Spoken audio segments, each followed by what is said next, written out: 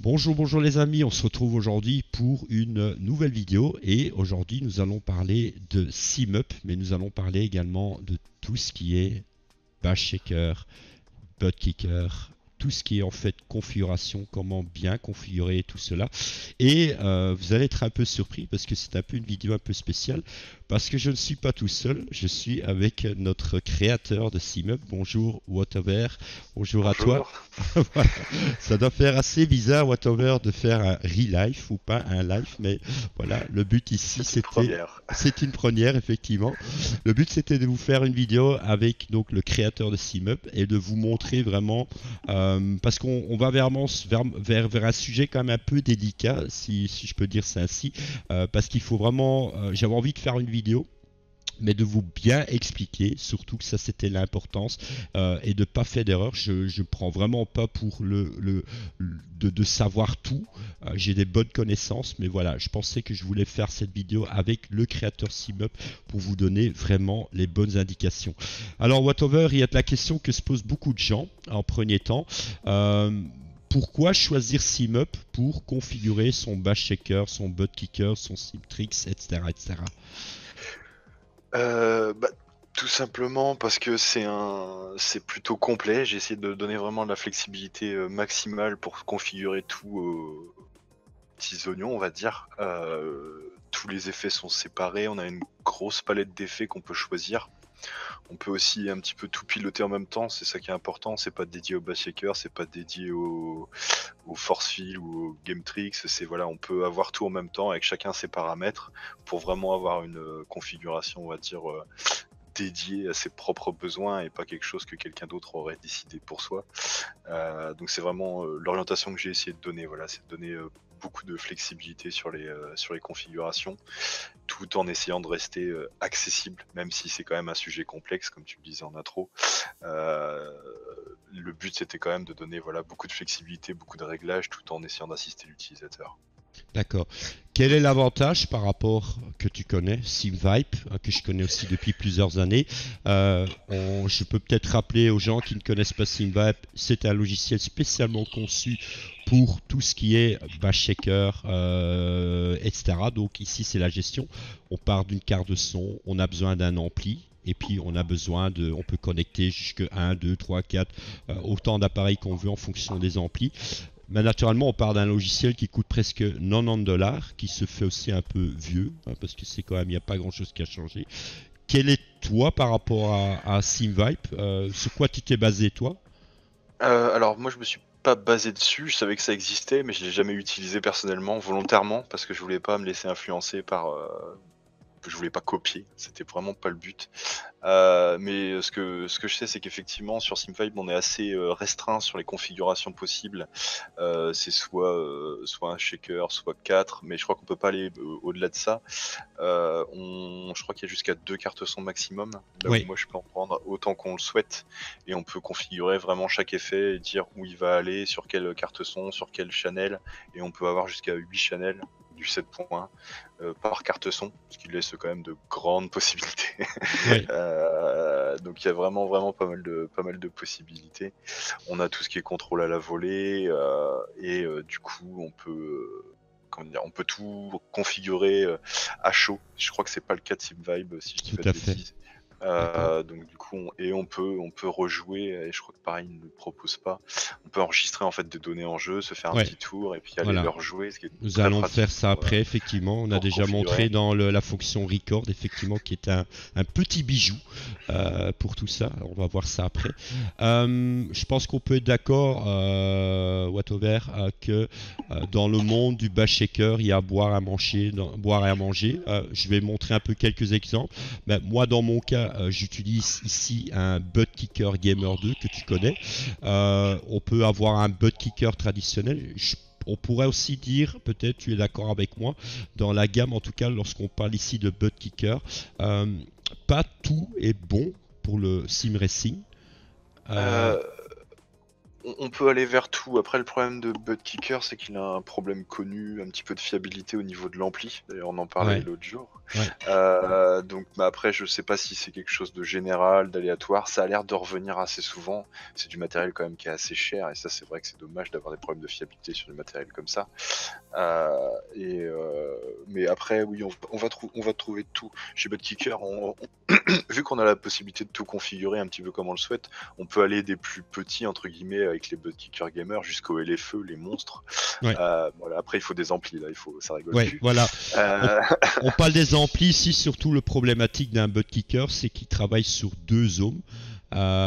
N'essayez pas de brancher, on est d'accord, on n'essaie pas de brancher un 4 ohms ou un 8 ohms avec un Buttkicker, parce que là vous Voilà. passez à travers, pas du bass, mais à travers de l'ampli, c'est lui qui va mourir avant lui. C'est ça. Parce qu'il ne demande pas de puissance, c'est 90 watts, mais il travaille sur 2 ohms, c'est un peu le problème. Tu viens de mettre le doigt dessus, lorsque votre ampli lâche du Buttkicker, le problème c'est l'ampli. Très difficile à trouver des amplis à 2 ohms. Ouais. Et ça coûte un pont, je pense aussi, parce qu'il faut aller vraiment dans des gros amplis. Et on peut vite claquer 500 € facilement. Je pense qu'on n'est pas loin de là. Je sais pas ce que tu en penses. Ça va vite, hein. Oui, c'est ça. Donc la première solution, moi j'ai utilisé le Buttkicker par rapport à d'autres installations qui existent sur de la même marque, on va dire, qui moi est pour plus l'home cinéma. Et je vois des gens qui prennent les fameuses boules aussi, là, qui fixent, etc. Moi je trouve personnellement c'est pas trop adapté pour le sim racing. Par contre, je pense qu'on peut être d'accord, Watover, c'est que on peut se retourner vers ce qu'on appelle, ce que nous allons voir aussi pour la configuration, c'est sur ce qu'on appelle des bass shakers. Des bass shakers, ouais, de manière assez générale. C'est le même concept, hein. C'est plus grand public et adapté, à la base adapté du home cinéma. C'est fait pour ressentir les vibrations, ce que fait très exactement le Buttkicker. C'est peut-être un petit peu moins puissant, mais pour un prix, je pense qu'il est 4 fois plus faible. Oui.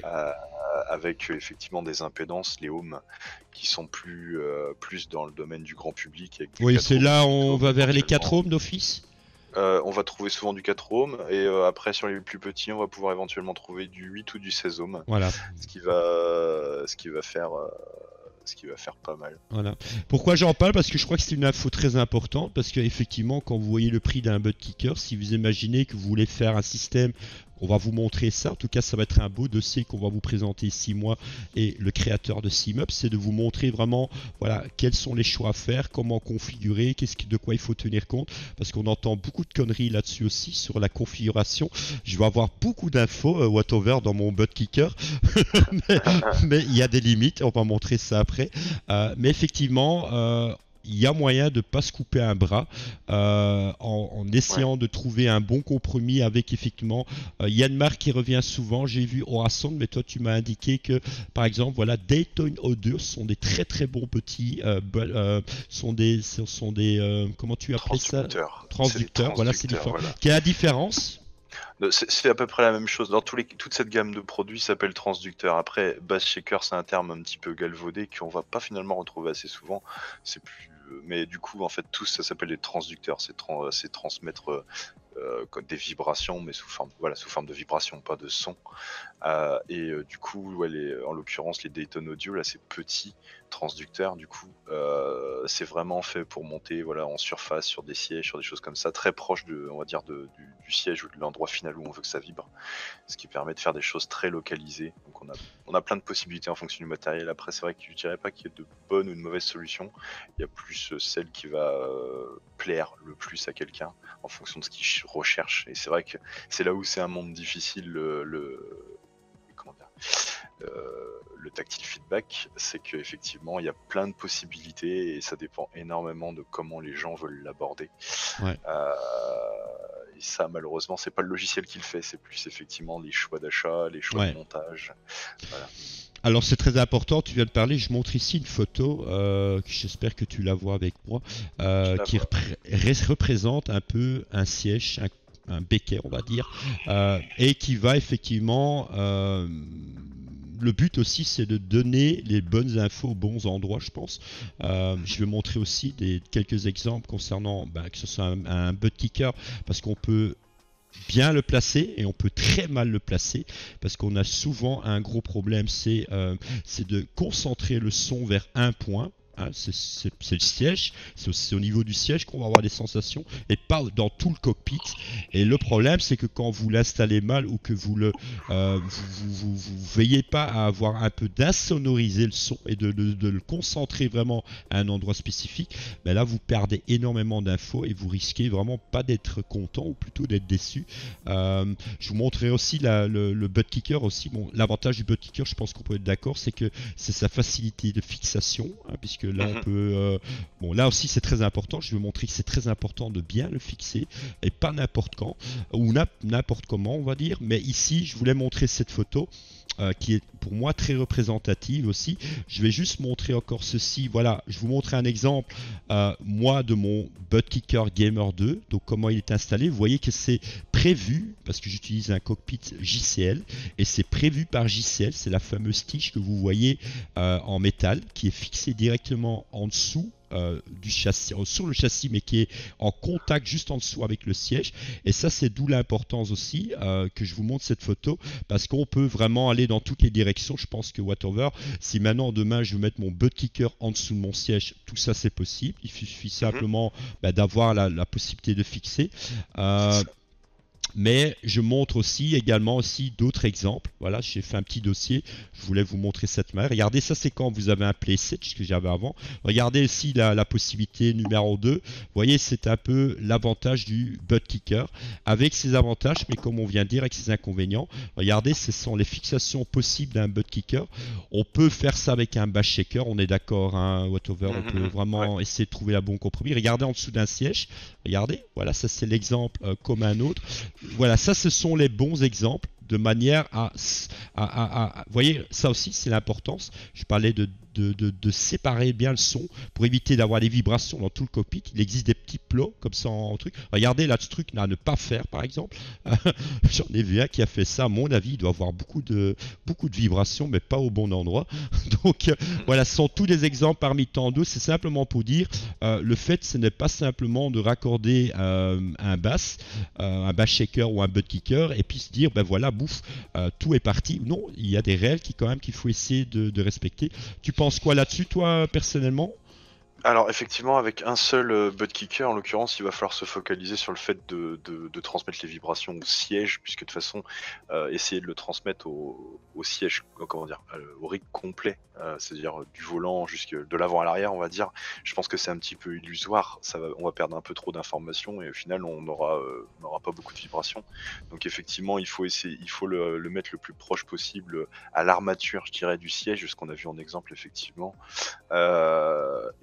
Du coup éviter si possible, après c'est toujours ça dépend du matériel, éviter si possible de transmettre ça trop loin, donc d'où effectivement l'usage éventuellement de tampons de tampons en caoutchouc pour séparer, on va dire, du sol ou séparer du reste du rig pour concentrer les vibrations et même donner plus d'aisance aux vibrations sur le siège. Ouais, on accentue. Voilà. Après, moi personnellement, j'utilise j'en ai 4 et j'utilise des roulettes en caoutchouc sur l'ensemble.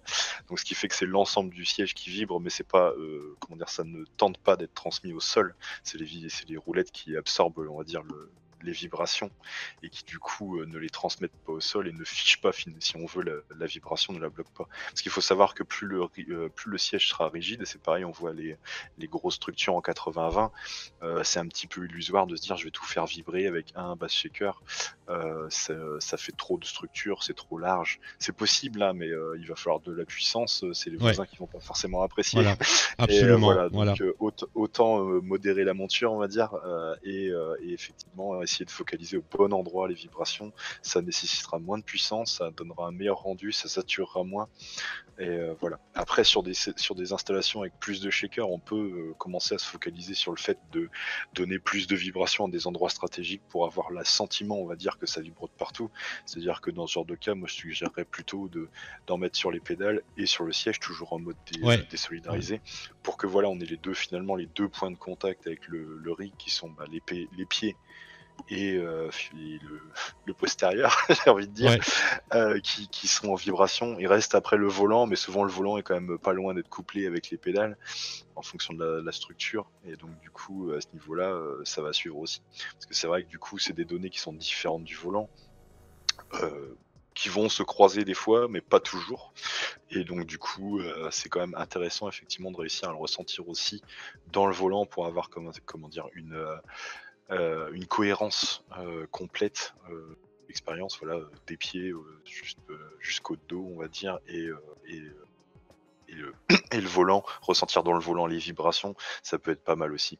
Tout ça, c'est des questions c'est des questions de montage et de position, de budget aussi, en fonction de combien on peut mettre de shaker, et comment est installé son volant, son installation, parce que c'est vrai que ça va varier. Ça joue énormément. Alors ici, on a parlé donc effectivement butt kicker, bass shaker. Voilà, je vous montre ça pour un peu vous expliquer le contenu.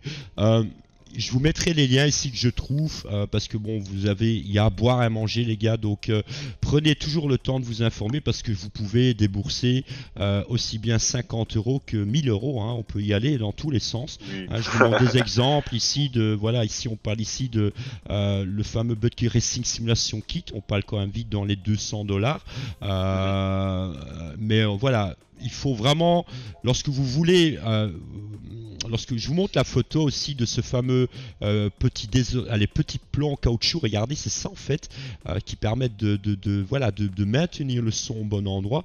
Mais de nouveau, faites toujours attention. Il faut toujours partir d'une base. Qu'est-ce que vous voulez? Qu'est-ce que vous voulez ressentir? Où vous voulez ressentir les infos? Est-ce que c'est dans le dos? Est-ce que c'est dans tout le siège? Voilà, ce sont toutes les infos qu'ils vont essayer de savoir. Il y a des solutions prêtes à l'emploi, je pense actuellement, whatever. C'est ce fameux qu'on appelle le GameTricks. As-tu toi eu l'occasion de tester ça? Alors c'est très différent, c'est le même esprit, hein. Les GameTricks, du coup, ce sont pas des bass shakers, ce sont des moteurs vibrants, des petits moteurs vibrants. Moi, j'ai eu l'occasion effectivement de tester essentiellement le Forcefield, qui est une version, on va dire, clonée du GameTricks. On va pas se mentir.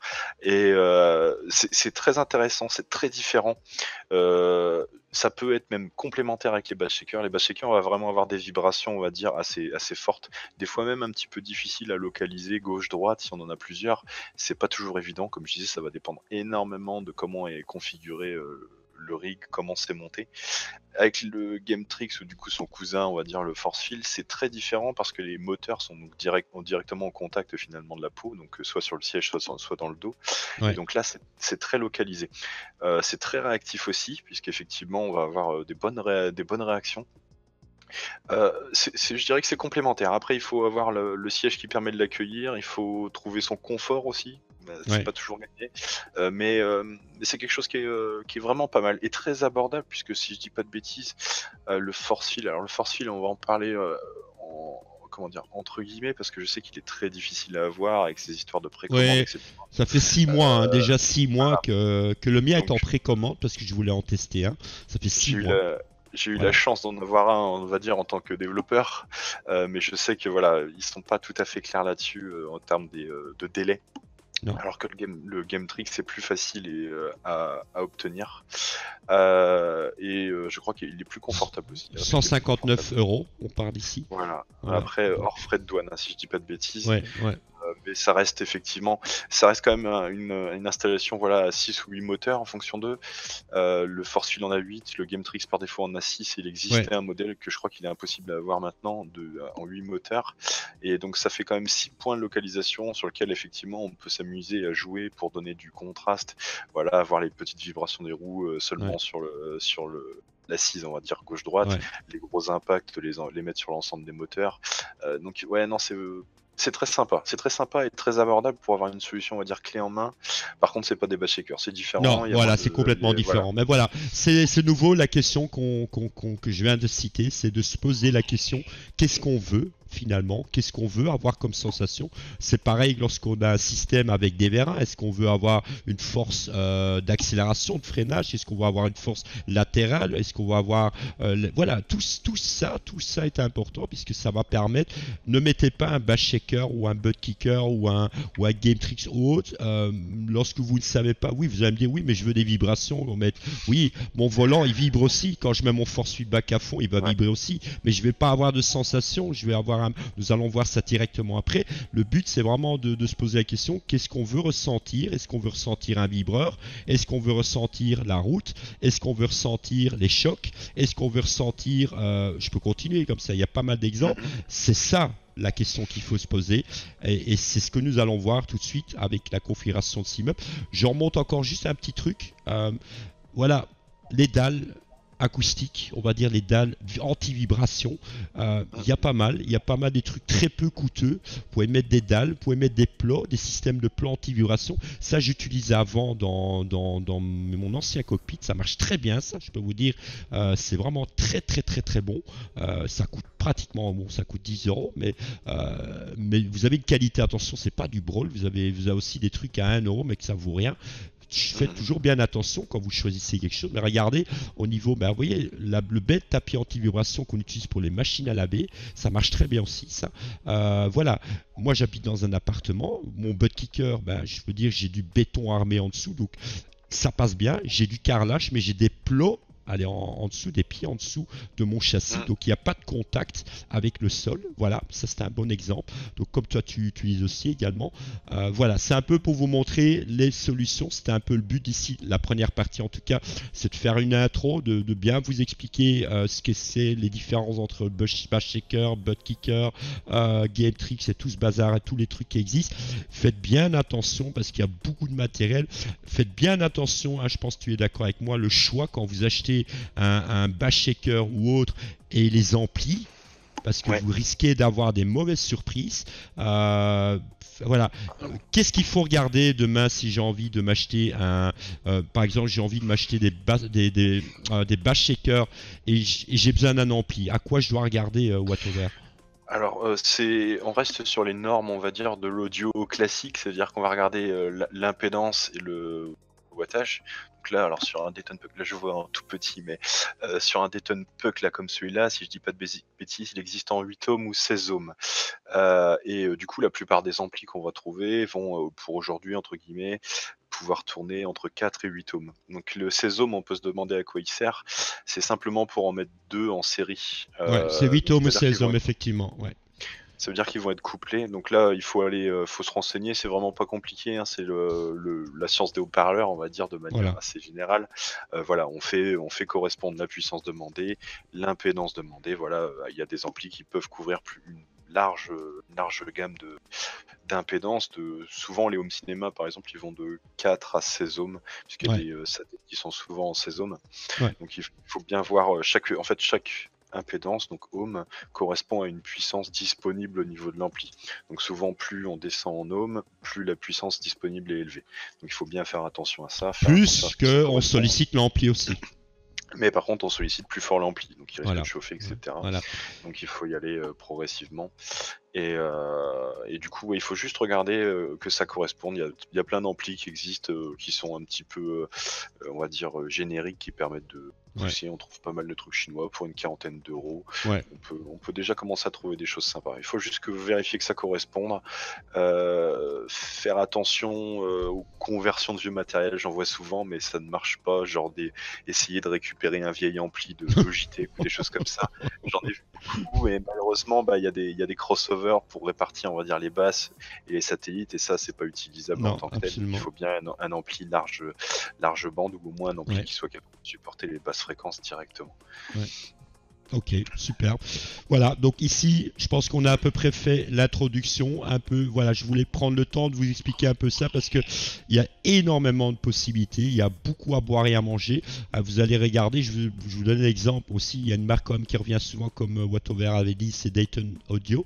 Mais regardez, hein, je peux y aller. Hein, il y a des centaines de possibilités. Regardez tous les modèles qui existent, les amplis, etc. Faites bien attention. Si vous avez des questions concernant ça, vous pouvez me les poser. Watover, qui a naturellement beaucoup de connaissances là-dedans, peut également nous guider et essayer de trouver voilà, le bon compromis. Mais je répète, c'est toujours avec la question, on est d'accord, qu'est-ce qu'on veut? Où on veut et comment on veut, où on veut le placer. Est-ce qu'on veut mettre ça sur les pédaliers? Est-ce qu'on veut mettre ça dans le siège, derrière le siège, sur les côtés, sur le châssis? Voilà, posez-vous la bonne question et quand vous avez cette bonne question, posez la question éventuellement, voir si on peut vous aider. Voilà, donc ici on est à la première partie. Nous on va se retrouver maintenant à la suite et on va directement aller dans le logiciel même, c'est-à-dire SimUp, et comment en premier temps se passe la configuration pour votre butt kicker, bash shaker, et on en passe. À tout de suite. Voilà les amis, on se retrouve donc sur la suite concernant ce beau dossier. En tout cas, nous avons toujours notre créateur de SimUp parmi nous. Bon, bonjour Watover. Alors, on est reparti. Donc, on a fait de belles petites introductions. On a fait un peu de nettoyage sur tout ce qui se passe et tout ce qu'on peut trouver en matériel, etc. On n'a pas été trop loin parce que voilà, on peut en parler des heures. C'est pas le but. Ici, c'est un sujet quand même assez complexe aussi, beaucoup de choses. Alors ici, peut-être à titre d'information, whatever, c'est dans la configuration de SimUp, tu as Shakelt Motor et tu as Shakel Bass Shaker. C'est quoi la différence? Alors du coup, c'est deux choses très différentes. Effectivement, les bass shakers, c'est tout ce qui va être vraiment lié à l'audio qu'on a vu précédemment, tout ce qui va être transducteur, etc. Donc les bass shakers, les butt kickers, les Dayton audio, enfin tout ce qui va passer par un ampli audio au final. Et niveau Shake It Motor, ça va être tout ce qui est basé non pas sur du son, puisque tout ce qui est transducteur c'est du son, mais ça va être tout ce qui va être basé sur des moteurs de vibration. Donc le Gametrix, le Forcefield, ou voire même via une Arduino en fait maison, en do it yourself. Je vous montre ici une photo. On va s'appuyer là-dessus, puisqu'effectivement, ce ne sont pas les mêmes réglages. D'un côté, on va configurer sur des bass shakers, on va avoir la puissance demandée, le gain, et les fréquences, alors que sur des moteurs, on n'aura que une variation, on va dire, de vitesse disponible. Donc au niveau moteur, on va retrouver tout ce qui va être petit moteur de vibration, où on peut aussi piloter, puisque c'est possible, tout ce qui va être génération de vent, avec des ventilateurs de différents types. Donc on va avoir des plus petits ou plus gros. Donc on va avoir des monstres comme ça, comme les Seablowers. Donc là, il faut des grosses cartes de puissance, mais ça permet effectivement d'avoir du gros vent. On va avoir tout ce qui va être des serveurs, des ventilateurs de serveurs. Alors là, ça peut envoyer du gros volume pour pas cher, hein. C'est intéressant si vous voulez tester. C'est pas un gros investissement et il suffit d'une petite Arduino, ça coûte 5 € et de brancher ça avec 4 fils, c'est vraiment très facile. Donc voilà, donc tout ce qui va être ce ventilateur. Donc on va avoir soit les ventilateurs DC classiques, donc avec 3 fils, soit les ventilateurs à 4 fils qu'on peut piloter directement avec l'Arduino. Et il faut s'orienter idéalement vers les ventilateurs de serveur qui ont beaucoup plus de puissance et qui seront après, ça dépend toujours encore une fois, hein, c'est le domaine de la liberté. Il faut choisir entre le bruit, entre l'investissement monétaire. Voilà. On a de toute façon, lorsqu'on a puissance, on aura d'office du bruit. Hein. Il ne faut pas rêver. Hein. C'est un équilibre à trouver. Ok, donc ici vous avez que le menu soit bien clair, la sortie, donc ici tout ce qui est Shakelt Motor, ça concerne tout ce qui est Gametrix, Forcefield, les fameux petits moteurs que je vous ai montrés, donc comme le même principe que Fanatec, donc c'est le même principe que Fanatec, c'est ceci. Voilà, ce sont les petits moteurs, j'essaie de retrouver la page maintenant, voilà ici. Voilà, ça ce sont les petits moteurs que vous avez sur votre pédalier Fanatec. Vous allez pouvoir, effectivement, vous dites, tiens, je vais en mettre un deuxième, un troisième, je vais les mettre un peu partout. Voilà, ça donne des petites vibrations, c'est pas des basses que vous allez recevoir, c'est des petites vibrations. C'est continu aussi, puisque ça va aussi, ça s'enclenche. Par exemple, vous voulez avoir des vibrations quand vous appuyez sous le frein. Hein, c'est un peu ça le principe de celui-là de Fanatec, c'est de trouver le point où lorsque l'ABS va s'enclencher, voilà, quand vos roues vont bloquer. Donc voilà, c'est un peu de vous donner l'exemple. Donc tenez bien compte que ce menu-là, ici que nous nous trouvons, c'est Shakelt Motor. ventilateur, ça concerne tout ce qui est ce que je vous ai montré en exemple, et pour tout ce qui est ventilateur, etc., comme mon système à moi, avec le système de ventilation que vous retrouvez ici, puisque vous voyez ici en fait tous les effets que vous pouvez gérer. On va voir ça également, c'est le but ici dans le shaker bass shaker, mais vous allez pouvoir, en tout cas pour l'exemple de ventilation, vous voyez, donc ça a été repris. Alors très important, pourquoi je suis ici, c'est votre première étape, et puis naturellement vous avez la deuxième étape qui est le plus important, c'est notre sujet de notre dossier, c'est tout ce qui est bass shaker, butt kicker, etc. Donc vraiment les vibrations en elles-mêmes. Alors très important, peut-être whatever, on va commencer par la sortie son. Pourquoi? Ouais. Effectivement, sans sortie son, on n'a pas de vibration. Donc du coup, la première étape, effectivement, ça va être de configurer sa sortie. Donc ça va se dérouler finalement en 2 étapes assez simples. Ça va être de choisir effectivement quel est le type de matériel qu'on a. Donc en fonction de si on a un butt kicker, 2, 3, 4, on va choisir les différentes options. Donc en l'occurrence, là, on a le choix effectivement entre mono. Là, c'est l'installation typique dont on a parlé finalement au début avec un butt kicker. Donc ne pensez pas effectivement, faut pas confondre avec le fait de vouloir des effets sur 4 roues, des choses comme ça. C'est bien lié au hardware, donc vraiment au matériel qu'on a branché. Un butt kicker, on est en mono. On a 2 butt kickers, on a une gauche et une droite, on est d'accord. Et on en a 4, et là on y va, on peut y aller. Hein. Voilà, et après si on n'est pas satisfait, on va dire, de la répartition par défaut, on peut aller sur le dernier item qui est la location personnalisée, où là on peut mettre chaque effet où on le souhaite.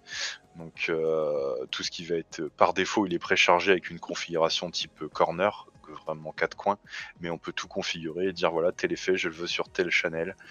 En fonction du nombre de canaux disponibles, on peut vraiment tout configurer. Donc ne pas oublier à cette étape, c'est extrêmement important de configurer sa carte son, puisqu'il y a des options dans la carte son qui vont dire j'ai 1, 2, 3, enfin j'ai du stéréo, non, ça va plutôt être dans Windows en fait. Dans Windows, on va montrer ça ici. En fait, c'est tout en haut, il y a le petit bouton pour y aller directement. Il est bleu, tout en haut de la liste. Ici. Voilà, exactement. Donc ici, il va falloir configurer sa carte son si on veut 4 canaux, 6 canaux, 8 canaux. On va le configurer du coup en quadriphonique, 5 points, 7 points. Voilà, c'est un clic droit sur configurer la carte son et en fonction du matériel, on va pouvoir aller. Voilà, ici. Voilà. Très important ceci, parce que si vous avez par exemple un en mono, je pourrais mettre le mien en mono ici. Bon, je l'ai laissé en stéréo. En stéréo, ça va marcher très bien. Ça marche très bien en stéréo, voilà. Tout ce qui va être plus de 4 canaux et 4 canaux compris, il va falloir configurer la carte son pour activer les canaux supplémentaires. Sinon, par défaut, la plupart du temps, ça va faire du stéréo. Voilà. Et du coup, en fait, il n'y aura pas de sortie sur les 4 canaux supplémentaires. Ça a l'air con ce qu'on vous montre, mais c'est surtout la base, parce que vous imaginez, vous en avez 4 et vous dites mais merde, il y en a que 1 ou 2 qui marchent, pourquoi les 2? Pensez-y que le point de départ, c'est de dire à votre carte de son, et mec, attention, t'es pas en stéréo, t'es en quadriphonie ou en surround ou peu importe. C'est pareil dans l'home cinéma, hein, si vous branchez un 7.1 ou un 5.1 et que vous vous mettez en stéréo, mais il n'y aura pas de son dans les autres haut-parleurs, ce qui me paraît logique, c'est une coupure du canal, il va le mettre en stéréo. Voilà. Vous allez mettre en 4 points, en 2.1, là votre basse va s'activer et vos 2 fronts, vous mettez en 5 points, là vous voyez c'est le même principe, donc ici exactement. On est sur la même longueur d'onde, n'oubliez pas, ça a l'air tout con, donc vous allez simplement ici dans ouvrir les réglages audio de Windows, vous allez avoir ceci qui va s'ouvrir. Et vous allez simplement vous mettre sur votre carte son. Hein, moi, ma carte son, c'est la Voicemeeter. Bouton droit, configurer les haut-parleurs et vous choisissez bien en fonction de combien de haut-parleurs, ou plutôt combien de sorties vous voulez utiliser. Ici, dans mon cas, je pourrais me mettre en mono. Je me suis mis en stéréo, ça pose. En stéréo, ça marche très bien. En fait, là, en mono, sort là. Ah, là, j'étais un peu perdu, Watover. Ouais, je disais en fait en mono, je sors le même signal sur la gauche et la droite, puisqu'en fait le mono existe finalement très rarement vraiment sur les cartes son. Là, c'est plutôt rare. Du coup, en fait, ça va sortir le même signal sur la gauche et la droite. Ok. Donc, du coup, on peut brancher effectivement, c'est ça qui est important, une seule sortie, un seul butt kicker sur la carte son. C'est ça qu'on veut au final. Ok, donc une fois qu'on a configuré ça, regardez, on peut appuyer ici tester. Alors, je vais bien me mettre dans mon siège. Voilà, je sens très bien les vibrations, puisqu'il y a mon butt kicker qui est allumé, qui se met en route. Là, vous pouvez... ceci est le volume général? C'est juste le volume du canal. Alors là, en mode pas très intéressant, mais par contre, on peut éventuellement sur du 4 canaux rééquilibrer le matériel. Donc c'est plus c'est de la balance, on va dire. C'est ça en fait, C'est, on va donner voilà. l'exemple ici, on Si peut jamais, dire... si jamais il y a un butt kicker qui se comporte ou un bass Voilà, shaker qui se comporte un regardez, petit peu différemment, ou qui est mal placé, ou qui est, voilà, c'est ceci. voilà, on peut faire un petit équilibrage ici pour se dire voilà, tous les 4 réagissent à peu près avec le même ressenti après. Ouais. C'est C'est bien le possible que volume qu'on celui-là de change. gauche avant est un peu trop fort, on peut le diminuer, que le droite, on doit... Voilà, En fait, c'est le but, c'est d'équilibrer les quatre au même volume, même en jouant avec les exactement. volumes. Ouais, ok. Souvent, on va jouer, enfin, me concernant, ça va plutôt être entre l'avant et l'arrière, puisqu'ils vont souvent pas être montés pareil. Ça va souvent, on va faire une symétrie souvent, donc la gauche et la droite vont souvent être identiques, mais par contre l'avant-arrière va être différent. Ça, c'est pas rare. Et du coup, effectivement, on va vouloir équilibrer un petit peu. Ça va être probablement donner plus de pêche à l'avant. Donc baisser l'arrière parce que souvent l'avant il est un peu plus loin des pédales, etc. en fonction de comment on l'a monté. Et du coup on va vouloir donner un peu plus de volume à l'avant versus l'arrière qui va être monté souvent directement sur le fauteuil et là on va bien le sentir. Ouais. Donc c'est de l'équilibrage, voilà, c'est un premier équilibrage en se disant bon, de manière générale les N shakers, 4, 2, 6, réagissent tous à peu près de la même manière et après on peut se concentrer sur le fait de faire ses effets et ses réglages. Ok, super, voilà. Donc ici, prenez d'abord étape, c'est ceci, c'est d'aller dans la sortie son et de bien choisir en fonction de vos sorties. N'oubliez pas d'activer votre sortie et naturellement, vous avez comme moi dans le même cas un butt kicker. Ça sert à rien d'aller mettre ça là-dessus ou là-dessus. Mettez ça en mono, c'est largement suffisant et lorsque vous appuyez tester, voilà, il me fait un beau coup de pied dans le derrière, donc ça me fonctionne parfaitement. Alors, dans le reste, dans contrôle, c'était peut-être une indication que je peux vous donner. À quoi ça sert?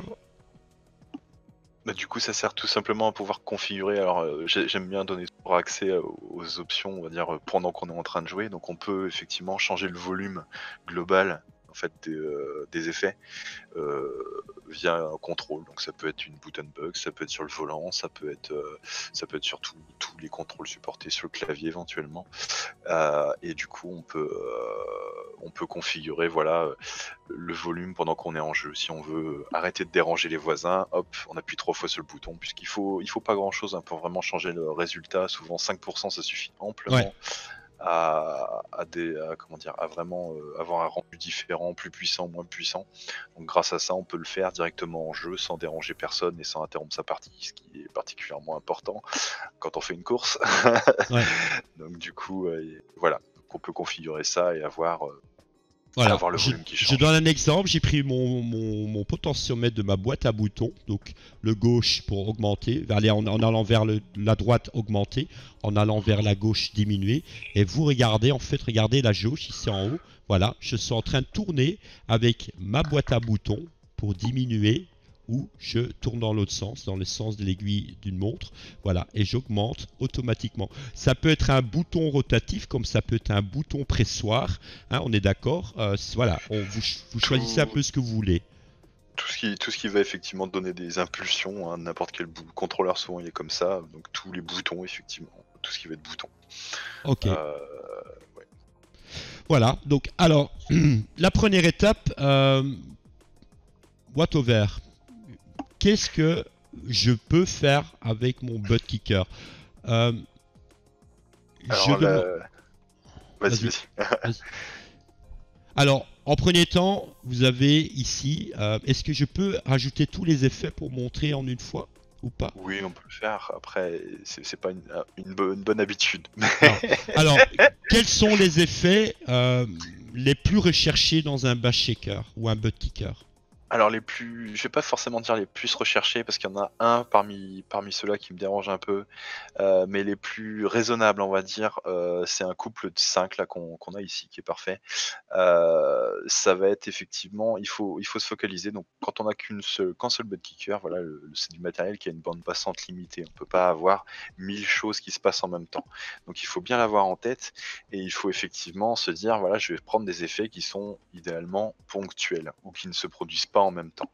Donc du coup, on va avoir finalement un couple idéal de 5 effets, alors je les vois, ouais, voilà qui est là, qui vont être en fait finalement le changement de vitesse, c'est quelque chose de ponctuel.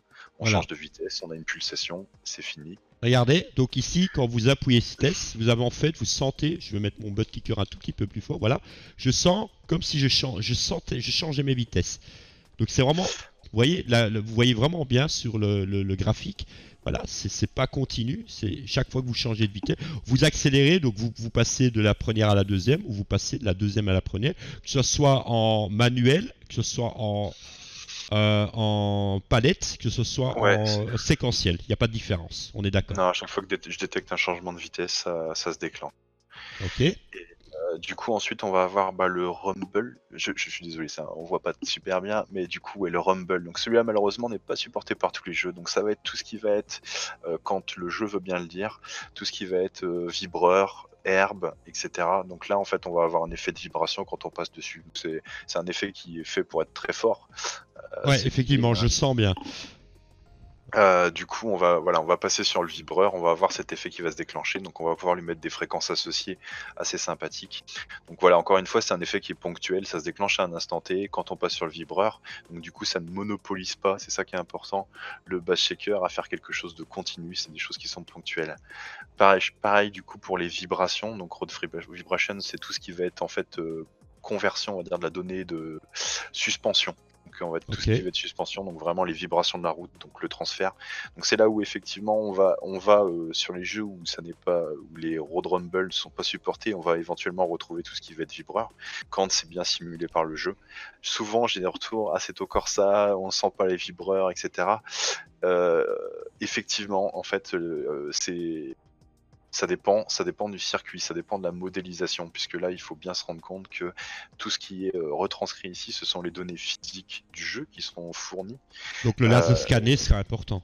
Voilà, donc le laser scanné, c'est important. Et il y a par exemple sur Assetto Corsa, on sent assez peu souvent les vibreurs, ils sont pas modélisés en fait en volume visiblement. Il y a quelques circuits où c'est le cas, genre Magion si je dis pas de bêtises, qui est assez impressionnant. Quand on passe sur les vibreurs, on sent chaque boss. Mais c'est pas le cas de tous. Donc c'est vraiment le moteur physique du jeu qui est retranscrit ici. Donc chaque jeu a ses spécificités, d'où la gestion de profil qui est un petit peu au-dessus, puisque c'est vraiment, voilà, si les jeux étaient identiques, ça se saurait, il n'y aurait pas des combats de cloches. Et du coup, voilà, on a vraiment la retranscription du moteur physique. Donc ça a ses limites malheureusement parfois.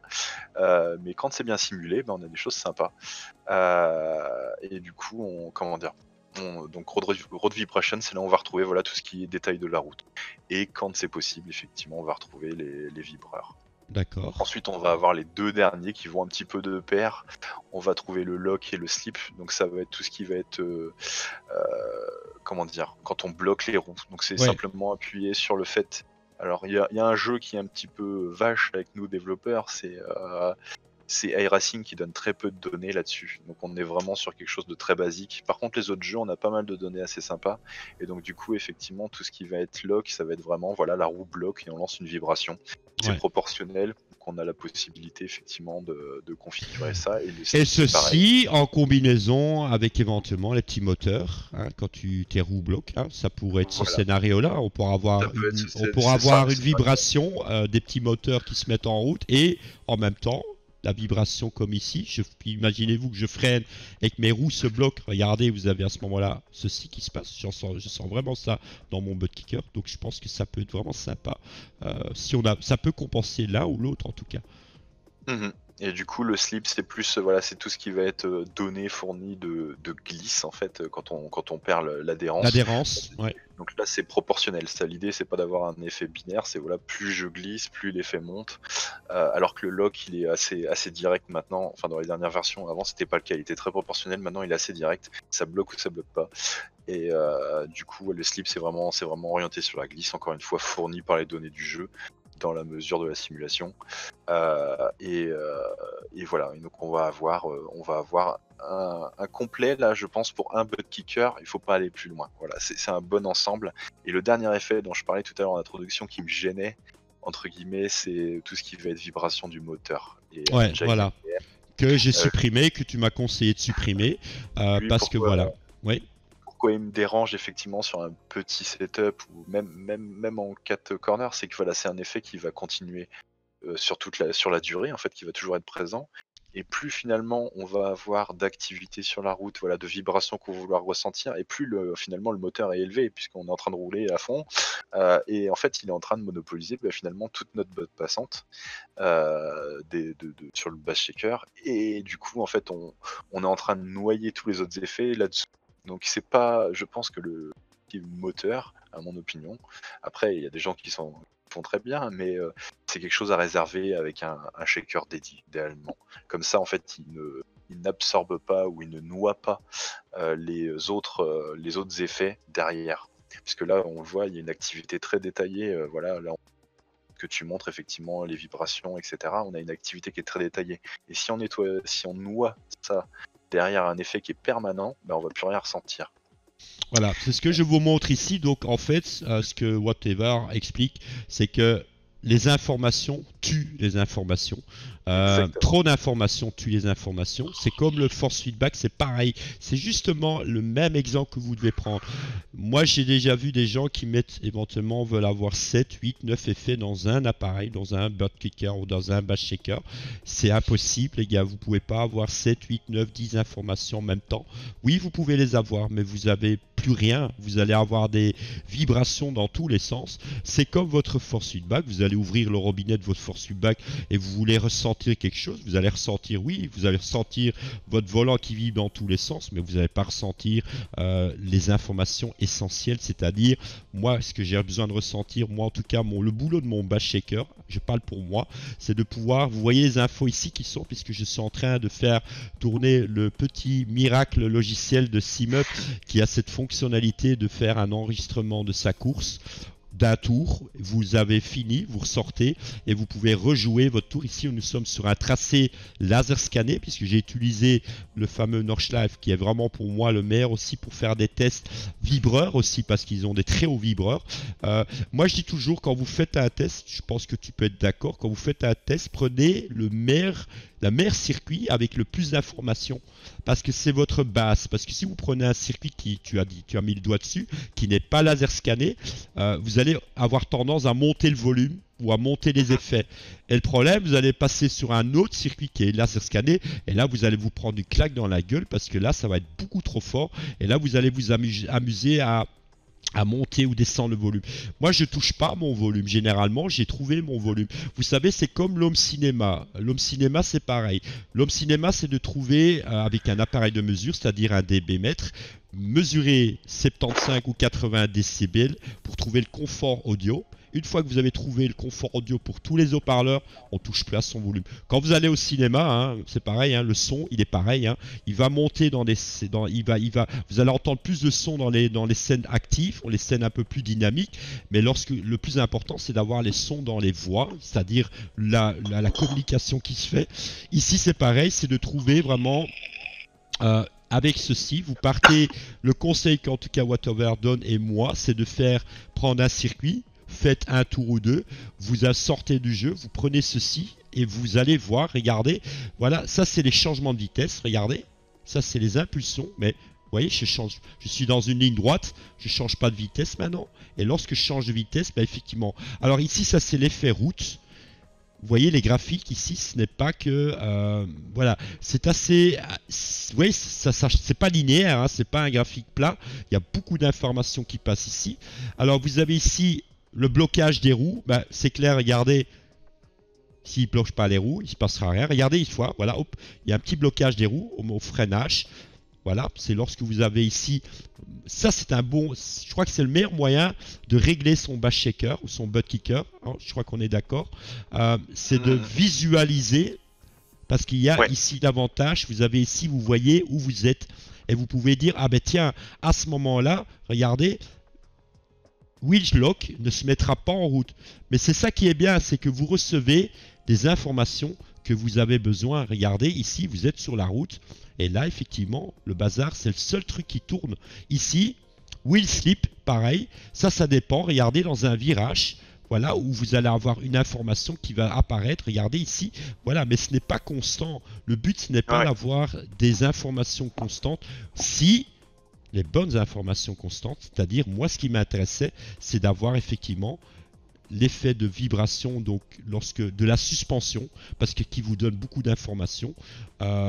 Et comme à Whatever a dit, vous pouvez mettre ici, combien d'effets tu peux mettre ici, normalement, en principe? Alors, on peut en mettre autant qu'on veut. Globalement, ça supporte autant. Après, effectivement, j'ai 3 effets actifs.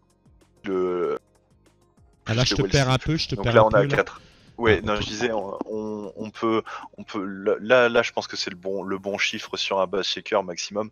Ils sont tous un peu complémentaires finalement parce que le slip et le lock, en fait, c'est la même donnée, mais pas vraiment au même moment. Donc ça compte finalement pour un. Et ensuite, on va avoir tout ce qui va être route, soit par les, comment dire, les vibreurs, soit voilà, qui ne sont pas supportés sur Assetto Corsa, soit par effectivement les données de modélisation, voilà, des suspensions. Mais ces 2 effets qui pareil sont complémentaires. Donc au final, si on compte sur cette configuration-là où on voit 5 effets, au final on en a que 3 qui potentiellement peuvent se déclencher au même moment. Et du coup, on ne sature pas en fait son bass shaker. Et Ouais. c'est ça qui est important. Après, en fait, avec plus de bass shaker, on va pouvoir se faire un petit peu plus plaisir, en allouer un éventuellement, voilà, au RPM ou ce genre de choses. On a tout un potentiel d'effet. Après, il faut expérimenter, voir jusqu'où son matériel peut aller, puisque comme on l'a vu en introduction, enfin en première partie, énormément de matériel. Chacun a ses propres caractéristiques. C'est ça qu'il faut aussi voir. Ses fréquences, ses capacités de bande passante, puisqu'on peut jouer après sur les fréquences. Mais après, effectivement, il faut jouer. Mais je pense que là, c'est un très bon, on va dire, starter pack avec ces 5 effets. Moi, je recommande toujours de commencer par ça, de se faire une idée, de configurer, de découvrir son matériel, et après éventuellement, si on veut tenter un petit peu plus. Mais c'est possible de tenter plus, mais après il faut être confortable avec son matériel. Mais dans un premier temps, ça c'est très bien en fait comme point de départ. Ouais.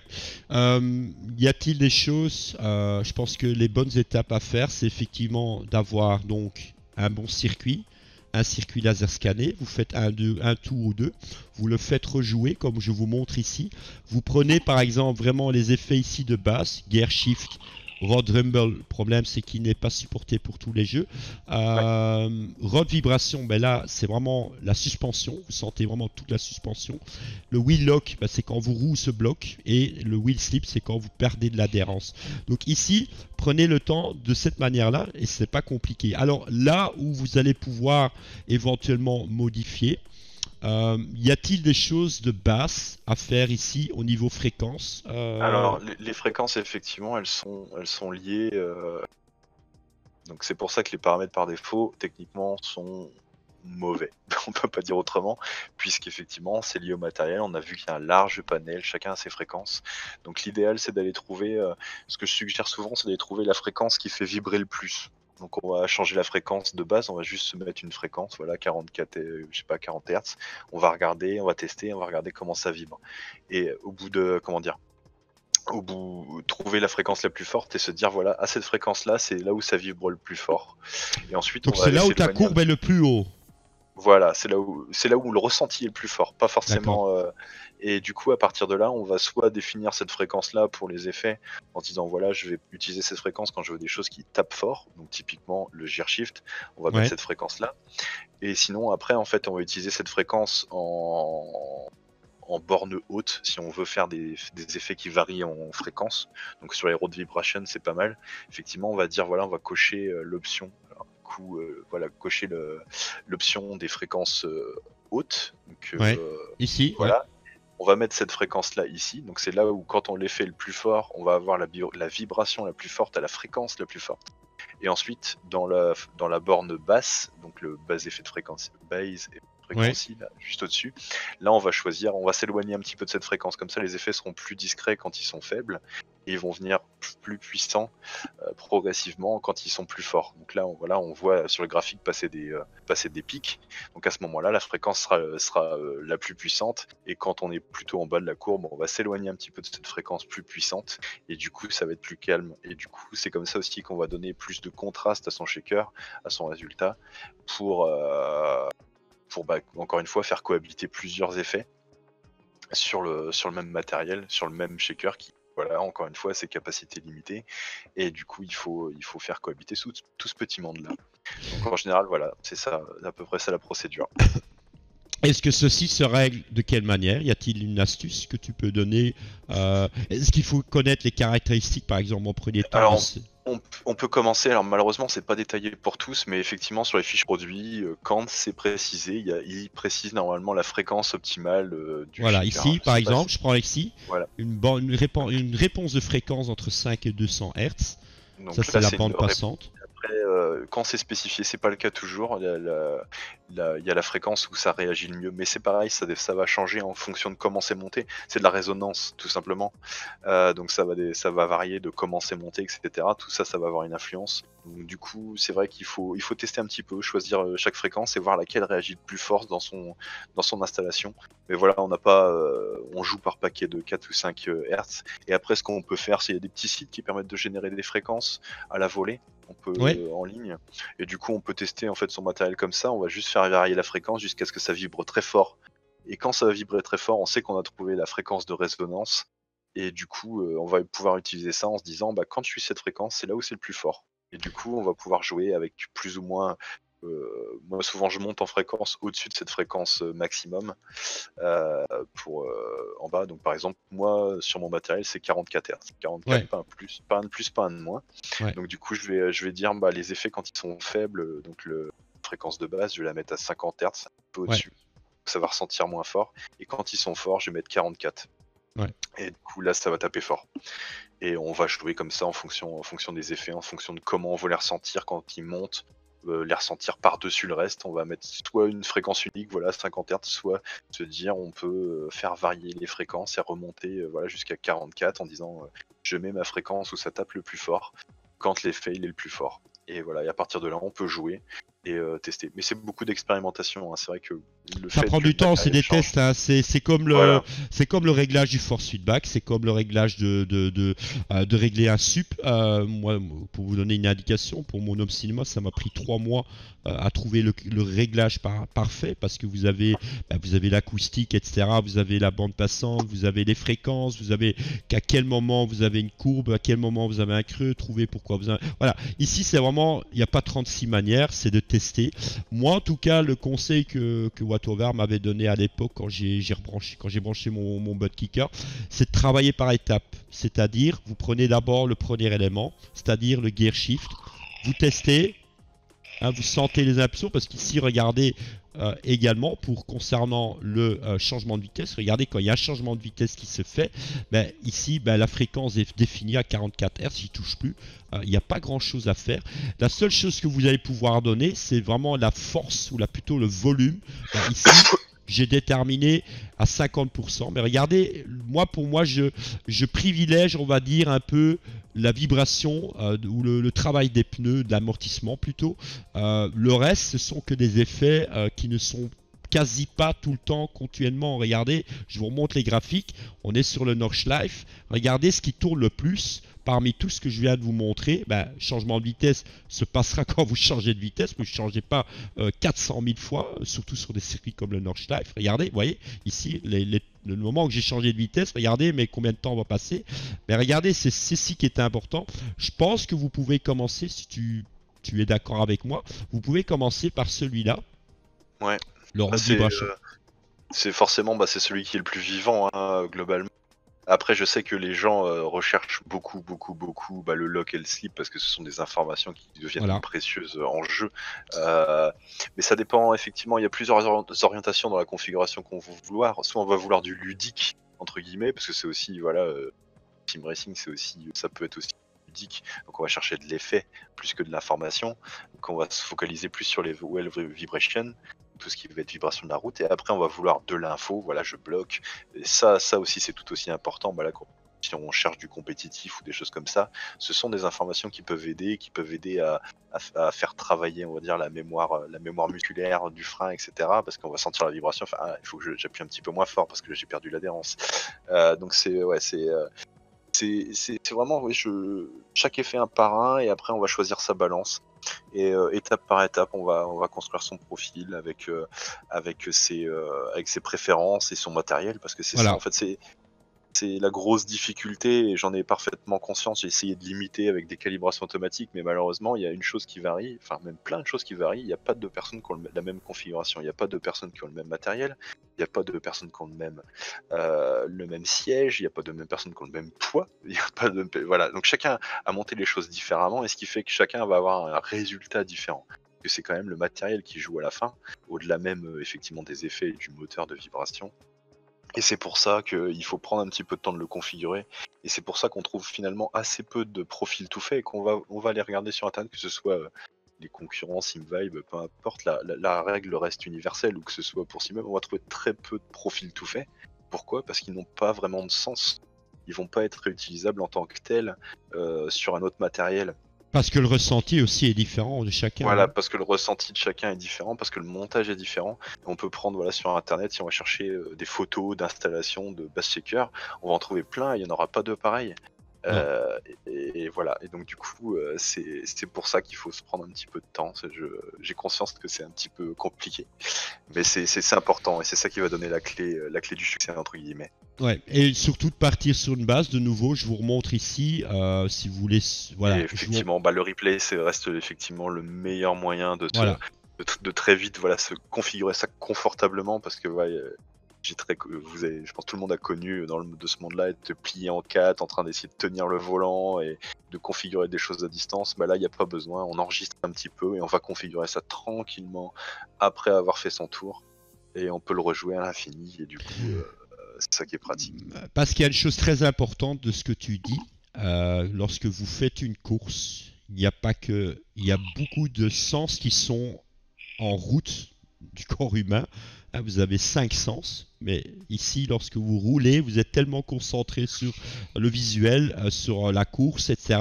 Et peut-être vous allez percevoir des sons, ou plutôt des détails que vous sentez ou vous sentez pas.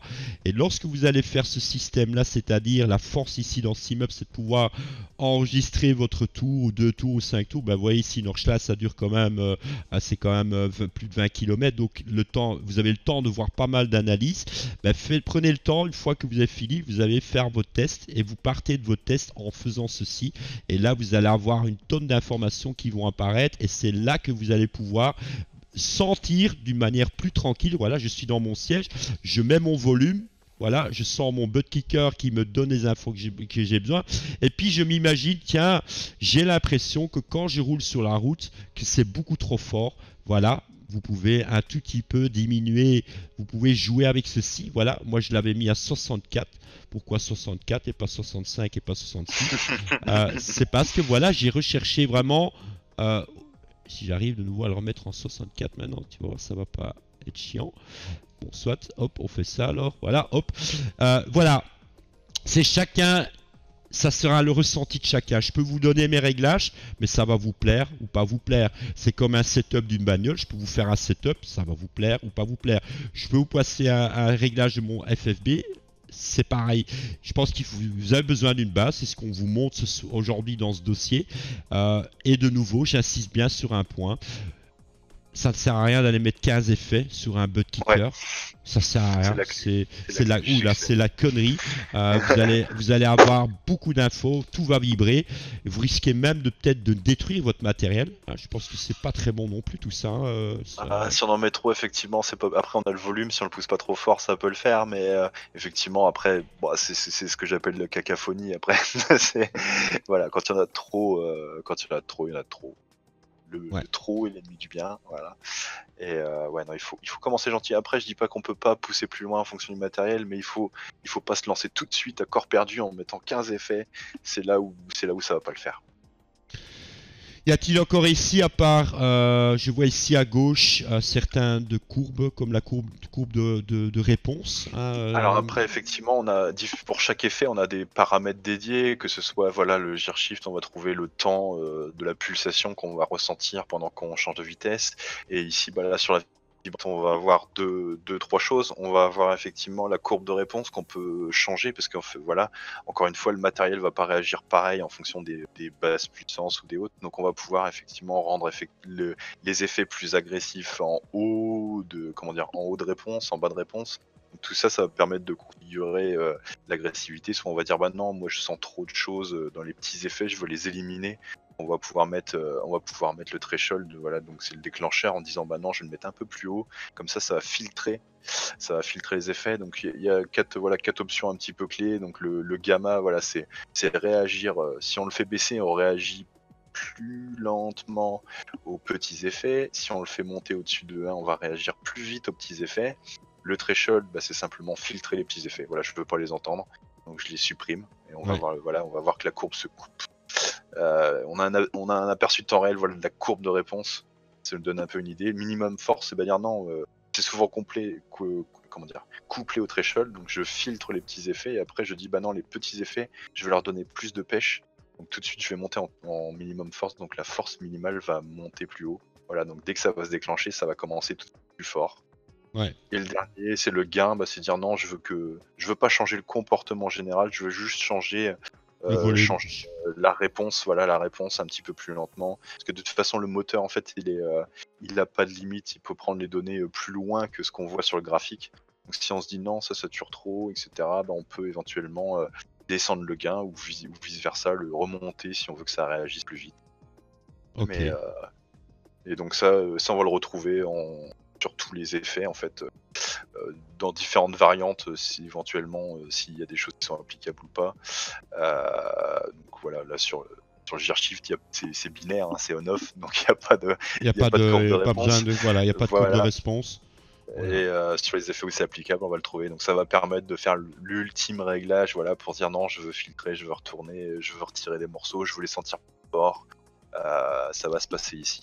Il faut déjà un peu s'y connaître, si je peux dire ainsi. Bah après, c'est les mêmes choses.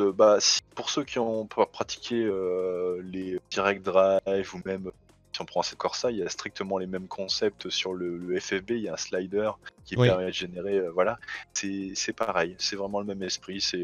Faut juste se souvenir un petit peu des cours du collège où on voyait un graphique en AX et en AY. Bah, c'est pareil. On voit la prévisualisation et du coup on a une idée de. Donc non, il faut expérimenter. Il faut pas mettre. J'ai fait en sorte que ces valeurs-là, on n'ait pas trop besoin d'y toucher. Non. On peut normalement laisser.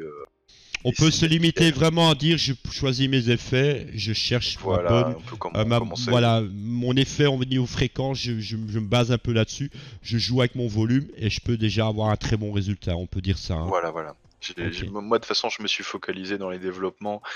J'ai pris énormément de temps à faire cette version-là, pour que en fait, on puisse utiliser les effets tels quels. Il y a juste les fréquences, ça malheureusement c'est un passage obligé, il faut les configurer en fonction de son matériel. Et par contre pour tout ce qui est fait, moi personnellement tous mes développements je les fais avec les valeurs par défaut. J'ajoute les effets et je laisse les valeurs par défaut et je me suis arrangé pour qu'on ait un résultat, on va dire correct, sans trop s'acharner sur les réglages. Ouais, ok, nickel. Je réfléchis, je pense qu'on a à peu près tout dit concernant ci. Y a-t-il encore des choses qu'on doit savoir sur lorsqu'on veut configurer son bass shaker pour le reste? Attends, je suis désolé, ça a coupé pendant. Je disais, y a-t-il encore des choses à savoir lorsqu'on configure son bass shaker? Non, là je pense qu'après on a fait le tour. Globalement, ouais. On a les fréquences, les options, voilà, la response curve c'est pour finir d'ajuster. Et après, à partir de là, c'est parti, il n'y a plus qu'à rouler. Ouais, il n'y a plus qu'à rouler. Alors, est-il nécessaire de faire plusieurs profils par jeu ou Alors, c'est pas obligé. Alors, comme je disais, il y a la physique des jeux qui change, donc on va vouloir éventuellement donner plus de boost ou des choses comme ça, certains effets.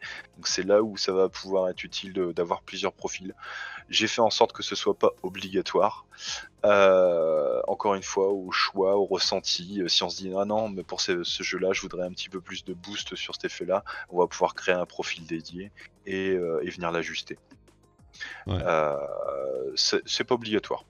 C'est pas obligatoire. On peut vraiment, voilà, On peut vraiment, moi je n'ai pas fait, j'ai fait un profil. Maintenant, vous pouvez effectivement ici dans le gestionnaire de profil ou éditer un profil. Regardez, vous pouvez dire ok, moi je veux utiliser ce profil pour Assetto, je veux utiliser ce profil pour Airfactor. Voilà, parce que effectivement, le ressenti entre Assetto, Asto Competition, Airfactor, iRacing, il y a quand même des différences dans certains cas, en tout cas. Et puis il y a aussi une grosse différence quand vous avez un circuit qui n'est pas laser scanné et un circuit qui est laser scanné.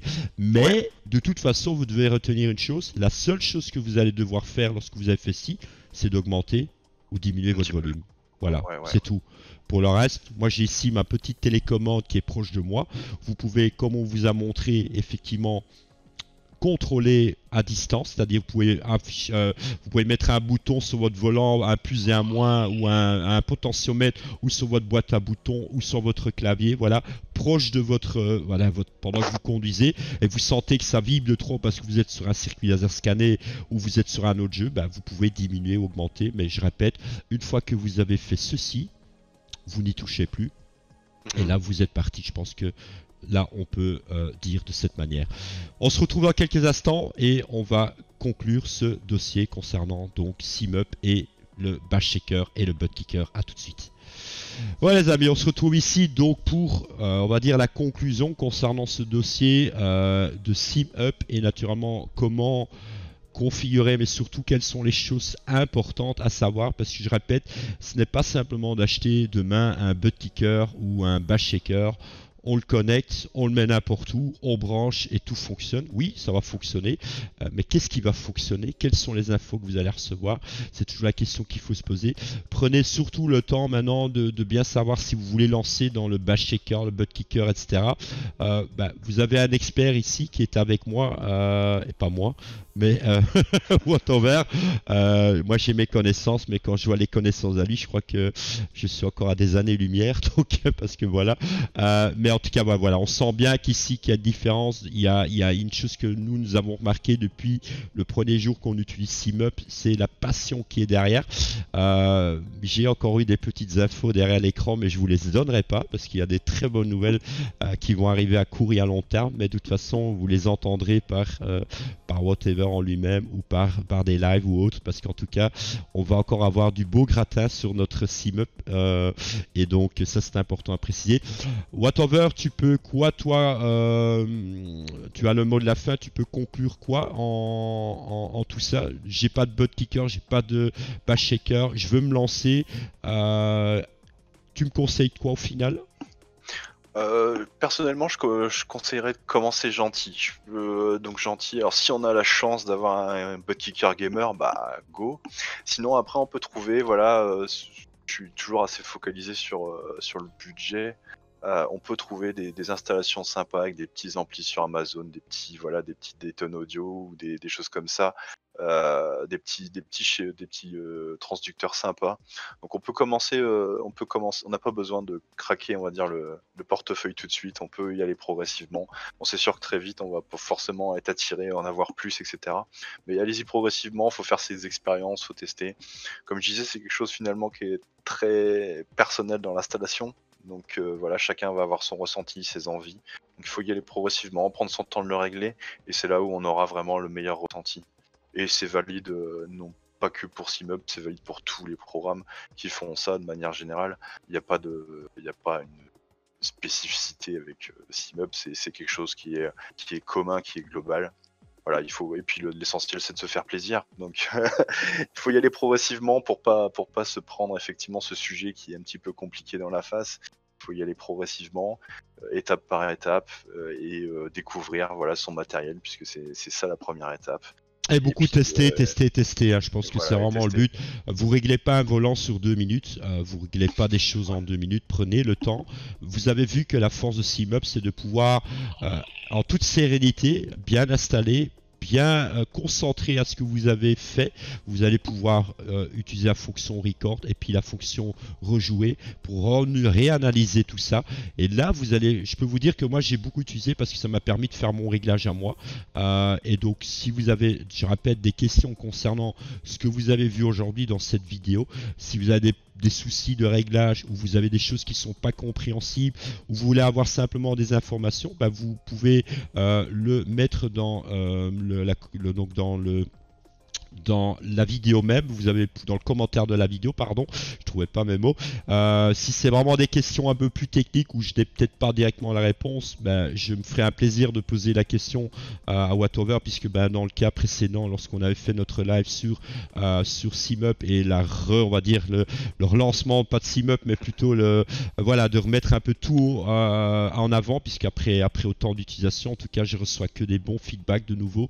Voilà, ici, je voulais vous faire ce dossier concernant le Bash Shaker Butt Kicker. J'espère vraiment que vous avez aimé cette vidéo.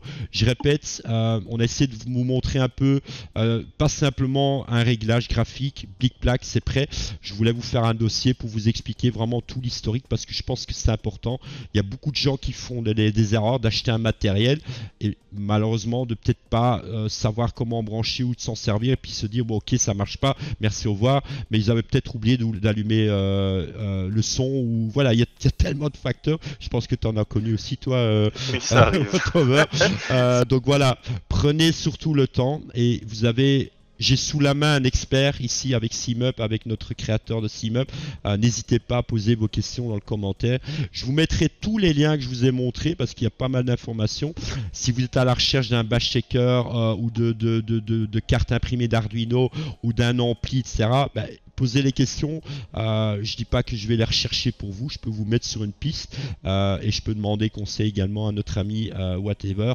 Mais sinon, voilà. N'hésitez pas à donner votre feedback et poser vos questions. Voilà, je pense que j'ai à peu près tout dit. On termine ici avec un beau petit écran de fond, avec un Bash Shaker et un Butt Kicker. Watover, je te remercie 1000 fois parce que ça, je voudrais quand même le dire ici. On n'est pas en live, mais grâce à toi, je voulais faire. En tout cas, je t'avais demandé gentiment de vouloir faire cette vidéo ensemble parce que voilà, on est quand même sur un sujet un peu des fois difficile et j'ai toujours peur moi de faire des conneries. J'aime bien toujours préparer un dossier. Ça a toujours été je crois que ça a été une force chez moi toujours parce que je suis quelqu'un de prévoyant. J'aime pas d'être sur des sujets que je connais pas ou si je connais pas, je m'informe et puis j'en parle. Donc ici 1000 fois merci à Watover de m'avoir assisté. Donc j'espère que vous avez aimé ce dossier. Watover, peut-être mot de la fin. Est-ce qu'il y a encore des choses en vue? Bon, toujours plein. Il y a toujours la motion qui se prépare. On avait parlé du dernier éditeur de LED qui allait être fait. C'est prêt. La bêta est disponible sur Discord. Donc on a plein de possibilités d'animation, on l'a décidé soi-même. Je me suis fait plaisir et j'espère que ça fera plaisir aux gens.